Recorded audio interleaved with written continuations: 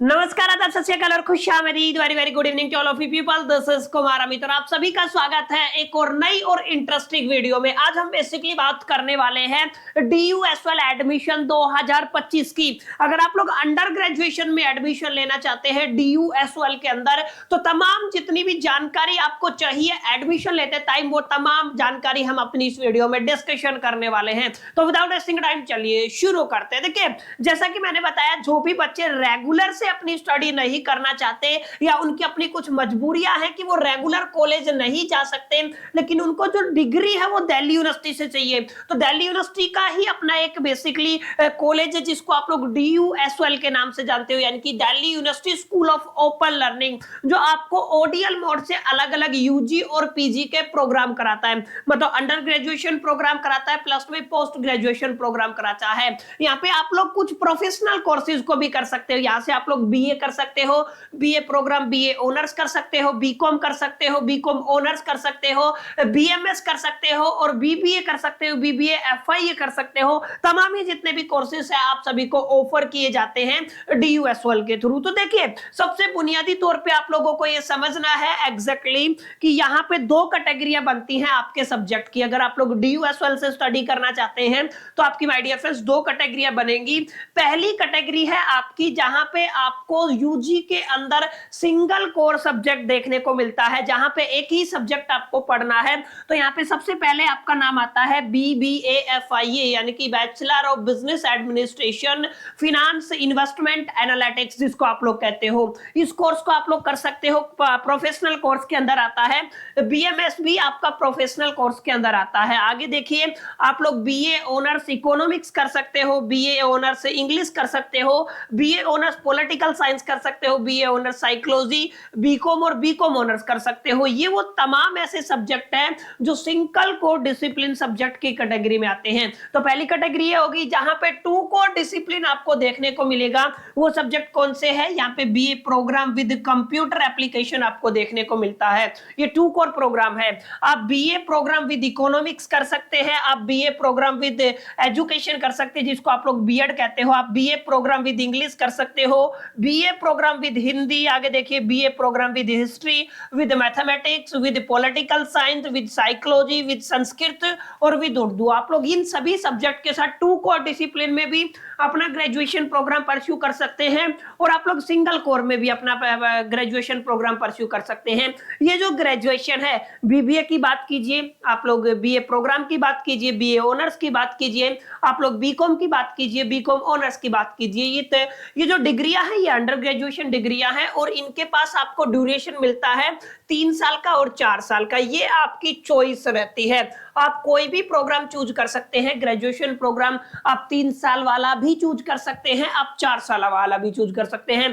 तो अब आपको डिसाइड ये करना है कि जब आप लोग DU-SOL में एडमिशन लेना चाहते हैं तो DU-SOL के अंदर आपको कौन से प्रोग्राम में एडमिशन लेना है, कौन सी स्पेशलाइजेशन के साथ जाना है, कौन से सब्जेक्ट के साथ जाना है, आपको सिंगल कोर डिसिप्लिन में जाना है या टू कोर डिसिप्लिन में जाना है। सिंगल कोर में आपको इंडिविजुअल एक सब्जेक्ट की इन डिटेल्ड स्टडी करनी है, टू कोर सब्जेक्ट में आपको 2 सब्जेक्ट तो कम से कम एज ए कोर सब्जेक्ट आपको पढ़ने पड़ेंगे। तो ये वो सारे प्रोग्राम है जो आपको DU-SOL प्रोवाइड करता है along with the 3 year duration and 4 year duration. I hope कि इतनी बातें आपको क्लियर होगी। अब आप लोग जानना चाहेंगे सर एडमिशन कैसे रहेगा। देखिए, आपका एडमिशन सिंपल है, आपको कोई एग्जामिनेशन नहीं देना है, डायरेक्ट आपके 12th के मार्क्स के बेस पे आपको यहाँ पे एडमिशन मिल जाता है। अगर आपके 12th के मार्क्स के बेस पे आपको एडमिशन मिल जाता है, आपका ऑनलाइन एडमिशन जनरली जून जुलाई के बीच में आपको देखने को मिलेगा।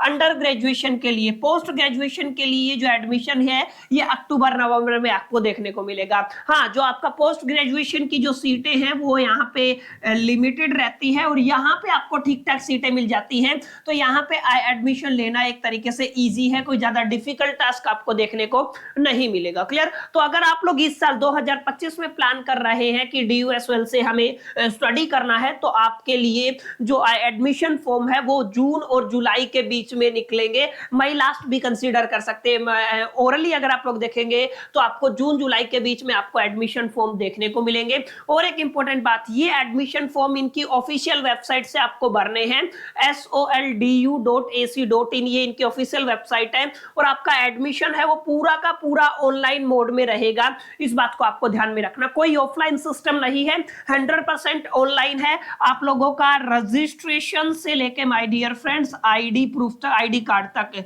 सब कुछ आपका कैसा रहता है, आपका ऑनलाइन रहता है। केवल और केवल एग्जाम आपके ऑफलाइन होंगे। इसके अलावा जो आपके असेसमेंट होते हैं, जो असेसमेंट आपको देने पड़ते हैं, वो सब एमसीक्यू की फॉर्म में ऑनलाइन सबमिट होते हैं। इन शॉर्ट में ये कह सकता हूं कि आपका पूरा का पूरा प्रोसेस ऑनलाइन रहेगा। एक्सपेक्ट आप लोग एग्जामिनेशन की बात करेंगे, इनके जो सेंटर्स हैं वो करीब करीब DUSOL के दिल्ली के अंदर ही है, 2-4 आप लोग कंसीडर कर सकते हैं अलग रीजन में भी है, लेकिन मोस्ट प्रोबेबली आप लोग ये मान के चले कि आपका जो एग्जाम सेंटर है वो बेसिकली कहां पे आएगा, वो दिल्ली के अंदर ही आएगा। ये एक बेसिक इंफॉर्मेशन है। क्लियर? तो आपको डेट पता चल गया, मंथ पता चल गया। जैसे ही इनकी ऑफिशियल डेट आएगी जो आपके एडमिशन से रिलेटेड, हम आपको वीडियो बना के बता देंगे। तो मेक श्योर करके चैनल को सब्सक्राइब और बेल आइकन को प्रेस कर लीजिएगा ताकि ये इंपॉर्टेंट अपडेट आप सभी को टाइम से पहुंच सके। बहरहाल आगे चलते हैं और समझने की कोशिश करते हैं। देखिए अब यहाँ पे एलिजिबिलिटी की बात करते हैं। देखो जैसा कि मैंने बताया 12th बेस पे आपको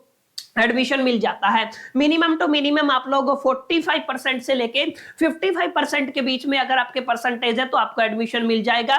ये कंडीशन तो सभी के साथ वैलिड है। क्लियर? हालांकि इतने सारे कोर्सेज है तो सबकी तो मैं यहाँ पे मेंशन नहीं कर सकता था, लेकिन मैंने कोशिश की है कि कुछ कुछ मेन सब्जेक्ट को हम लोग यहाँ पे डिस्कशन कर ले ताकि आप लोगों को एक आइडिया लग जाए कि कैसे कैसे आपको एडमिशन मिलता है। जैसे एक प्रोफेशनल कोर्स है BBA FIA यानी कि bachelor business administration in finance investment analytics, इसमें एडमिशन लेना चाहते हैं, या अगर आप लोग BMS में एडमिशन लेना चाहते हैं तो आपके 12th में 45% मिनिमम एग्रीगेशन होना चाहिए। प्लस में देखिए आपके पास 3 लिस्ट होंगी यहाँ पे, एक आपकी लिस्ट A के नाम से जानी जाती है, एक B1 के नाम से, एक B2 के नाम से। इसमें कुछ लैंग्वेज रखी गई है, इसमें कुछ सब्जेक्ट रखे गए हैं, इसमें भी कुछ सब्जेक्ट रखे गए हैं। तो इन तीनों के कॉम्बिनेशन के साथ जो बच्चे BBA करना चाहते हैं, देखिए आप सभी के दिमाग में आ रहा होगा 12th आपने, कुछ ऐसे बच्चे होंगे जिन्होंने ह्यूमैनिटीज से किया है, कुछ ऐसे होंगे जो साइंस बैकग्राउंड से हैं, कुछ ऐसे होंगे जो कॉमर्स बैकग्राउंड से हैं। क्योंकि BBA आपका कॉमर्स बैकग्राउंड से बिलोंग करता है तो अब बच्चों के दिमाग में आता है सर हमारे पास आर्ट्स थी तो क्या हम यहाँ पे बेसिकली BBA में एडमिशन ले सकते हैं, BBA FIA या BMS में? मेरे पास साइंस थी तो एडमिशन ले सकते हैं। एडमिशन कौन ले पाएगा? देखो आपने क्या लास्ट ईयर किस बैकग्राउंड से हो इससे कोई फर्क नहीं पड़ता, आपको सिर्फ ये समझना है लिस्ट A, लिस्ट B1 और B2 को आपको समझना है। कंडीशन क्या कहती है?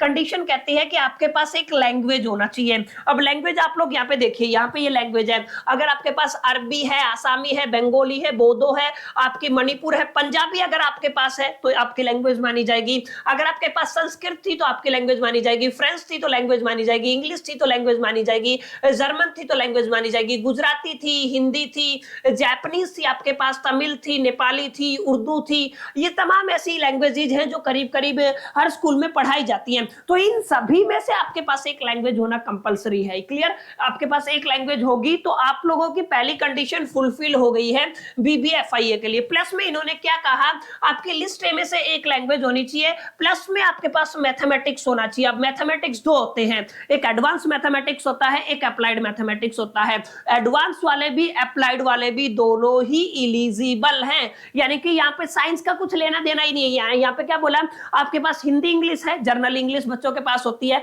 तो पहली कंडीशन अप्लाई होगी। अगर आपके पास मैथमेटिक्स था, जो आपके पास अप्लाइड मैथमेटिक्स हो चाहे एडवांस मैथमेटिक्स हो, एडवांस मैथमेटिक्स साइंस वाले बच्चों के पास होता है, अप्लाइड मैथमेटिक्स जनरली कॉमर्स वाले बच्चों के पास होता है, तो दोनों ही आप लोग यहाँ पे क्या कर सकते हो, एडमिशन ले सकते हो। अब जो बच्चे ह्यूमैनिटीज बैकग्राउंड से हैं और उनके पास कोई सा भी मैथमेटिक्स नहीं था, यानी कि जिन्होंने आपका बेसिकली आर्ट्स विद मैथ नहीं था, तो वो यहाँ पे BBA FIA या फिर BMS में एडमिशन नहीं ले सकते। केवल आर्ट्स विद मैथ वाले बच्चे यहाँ पे एडमिशन ले सकते हैं। क्लियर? तो आई होप कि कॉम्बिनेशन आपको समझ में आया होगा कि आपका क्या कॉम्बिनेशन रहने वाला। जैसे अगर आप बात करते हो, अगर आपको BCom ऑनर्स में एडमिशन लेना है, यानी कि अगर आप लोग BCom ऑनर्स में जाना चाहते हैं तो पहली कंडीशन तो वही है, आपके पास कोई भी एक लैंग्वेज हो, आप सभी के पास एक लैंग्वेज होगी, प्लस में आपके पास मैथ होना जरूरी है। BCom के अंदर आपके पास अप्लाइड मैथमेटिक्स से काम नहीं चलेगा, याद रखना। अगर आपके पास अप्लाइड मैथमेटिक्स है तो आप लोग बीए ऑनर्स इकोनॉमिक्स कर सकते हैं। ध्यान रखिएगा, अगर आपके पास अप्लाइड मैथमेटिक्स था तो आप लोग बीए ऑनर्स इकोनॉमिक्स कर सकते हैं। लेकिन अगर आपको बीकॉम ऑनर्स में एडमिशन चाहिए तो आपके पास एक लैंग्वेज होना चाहिए, +2 में मैथमेटिक्स होना जरूरी है, प्लस में आपके पास B1 और B2 में से एक सब्जेक्ट होना जरूरी है। अब ये आपकी B1 वाली लिस्ट है और ये आपकी B2 वाली लिस्ट है। B1 में देखिए अकाउंटेंसी हो गया, बायोलॉजी हो गया, बायोटेक्नोलॉजी, बायोकेमिस्ट्री हो गया, बिजनेस स्टडीज हो गया, केमिस्ट्री हो गया, कंप्यूटर साइंस हो गया, इकोनॉमिक्स हो गया, बिजनेस इकोनॉमिक्स हो गया, इन्वायरमेंटल स्टडी हो गया, जियोग्राफी, जियोलॉजी, हिस्ट्री हो गया, आपका होम साइंस हो गया, मैथमेटिक्स हो गया, अप्लाइड मैथमेटिक्स हो गया, बुक कीपिंग हो गया, उसके बाद फिजिक्स हो गया, साइकोलॉजी हो गया, पॉलिटिकल साइंस हो गया। इसमें से एक सब्जेक्ट तो आपके पास प्लस में एक सब्जेक्ट इनमें से हो, क्लियर है, बी में, यानी कि दोनों इन दोनों को मिला के आपके पास 2 सब्जेक्ट होना चाहिए, चाहे दोनों इसमें से हो सकता है, चाहे इन दोनों में से एक हो सकता है। तो ये बेसिक कंडीशन है, क्लियर। तो ये आपको लिस्ट वाला चक्कर समझना है, B1 और B2 का क्या चक्कर है। लिस्ट ए, लिस्ट B1 और B2, इन तीनों के बिहार पे ही आप लोग डिसाइड कर पाएंगे कि आप किस बेसिकली ग्रेजुएशन प्रोग्राम में एडमिशन ले सकते हैं। जैसे अगर आप लोग बात करते हैं आपको बीकॉम प्रोग्राम करना है, देखिए same condition BA honours political science की है, same condition BA honours psychology की है, यानी कि तीनों की एलिजिबिलिटी सेम है। एलिजिबिलिटी क्या है, लिस्ट ए के अंदर से कोई भी लैंग्वेज हो सकती है, आपके पास है any 2 subject from the list B1। आपके पास क्या होना चाहिए, आपके पास B1 के अंदर से 2 सब्जेक्ट होना चाहिए, प्लस में any 1 subject either of B1 and B2। मतलब सिंपल सी बात है, अगर आपको लिस्ट B1 में से अगर आपके 2 सब्जेक्ट है या दोनों में से 2 सब्जेक्ट है मिला के, तो आप लोग इसके लिए एलिजिबल है। जैसे मान लीजिए किसी के पास अकाउंटेंसी बिजनेस स्टडीज है तो डेफिनेटली वो इसके लिए जा सकता है। जैसे किसी के पास मान लीजिए हिस्ट्री था और पॉलिटिकल साइंस था, वो जा सकता है। जिसके पास पॉलिटिकल साइंस मैथमेटिक्स था डेफिनेटली जा सकता है। यानी कि ये बीकॉम प्रोग्राम की एलिजिबिलिटी को दिखाते हैं। तो आप लोग इन दोनों लिस्ट को देख लीजिए किस किस तरीके से आपकी लिस्ट, ये आपकी लैंग्वेज लिस्ट ए है जो लैंग्वेज वाली है, ये लिस्ट B1 है, आप स्क्रीनशॉट ले लीजिएगा, ये लिस्ट B2 है जिसके बिहाफ पे आप अपने प्रोग्राम को डिसाइड कर पाएंगे। अच्छा, एक इंपॉर्टेंट बात और, अगर आप लोग बीए में एडमिशन लेना चाहते हैं तो केवल 12th मांगा गया है। आपके पास कोई भी सब्जेक्ट हो, पास आउट होना चाहिए, 45% मिनिमम है आपके मार्क्स, अगर है तो आप लोग बीए प्रोग्राम में एडमिशन ले सकते हैं।